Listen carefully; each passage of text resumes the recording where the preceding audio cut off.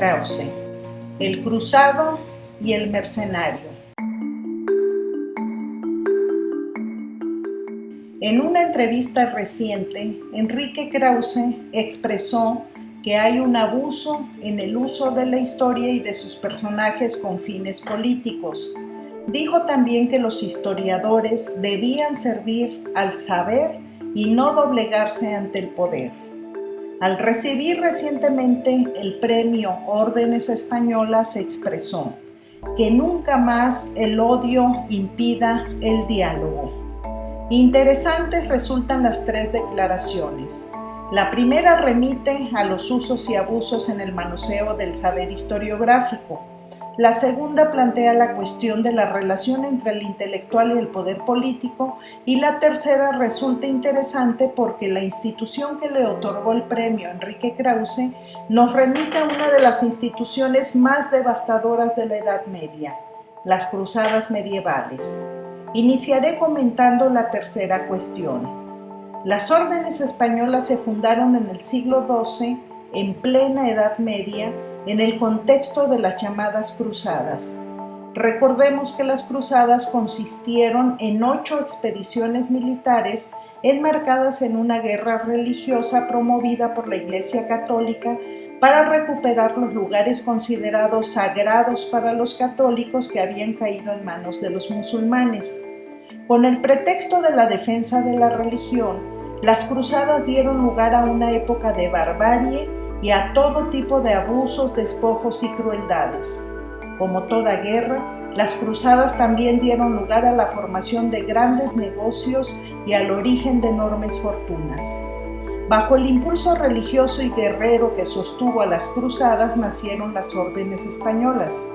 Esas órdenes quedaron suprimidas en tiempos de la Primera y la Segunda República Española, pero resurgieron por mandato del rey Juan Carlos I en 1980, uno de los reyes más corruptos en la historia de las monarquías europeas.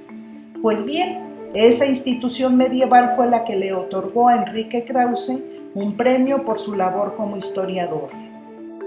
Podríamos decir, evidentes diferencias temporales de por medio, que Enrique Krause forma parte de los nuevos cruzados del siglo XXI, aquellos que defienden a costa de todo a la religión del dinero y que, a nombre de una supuesta libertad de mercado y banderas democráticas, sus defensores disfrazados de empresarios saquean, roban y matan a quien se interponga en su camino, pueblos y comunidades por igual. Respecto a las declaraciones hechas por el escritor, diré lo siguiente. Del manoseo de nuestra historia, Enrique Krause es un buen ejemplo de lo que cuestiona. Ejemplos hay muchos, solo mencionaré uno. ¿Recuerdan cuando comparó al gobernador de Jalisco, Enrique Alfaro, con el gran jurista Mariano Otero, diciéndole que honraba a la tradición liberal tapatía luego de reprimir brutalmente a la juventud que protestaba ante el cobarde asesinato de un joven? No conozco un ejemplo más grotesco de manoseo de nuestra historia que este. No le corresponde a Enrique Krause decir que el intelectual debe servir al saber y no doblegarse ante el poder, siendo él un claro exponente de cómo un intelectual puede hacer millonarios negocios como adulador de los gobiernos corruptos y saqueadores de los recursos de la nación, tanto del PRI como del PAN. Finalmente me pregunto, ¿con qué autoridad moral Enrique Krause pide que nunca más el odio impida el diálogo cuando él mismo ha formado parte desde hace más de 15 años de una sistemática campaña de odio en México en contra de nuestro actual presidente?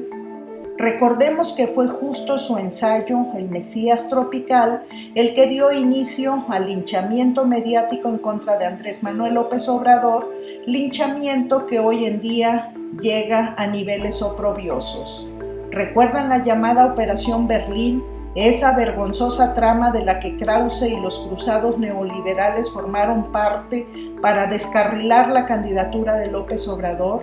Pues bien, Esos mismos cruzados neoliberales han recurrido a todo tipo de triquiñuelas y estrategias de mala ley para descarrilar al gobierno democráticamente electo de México.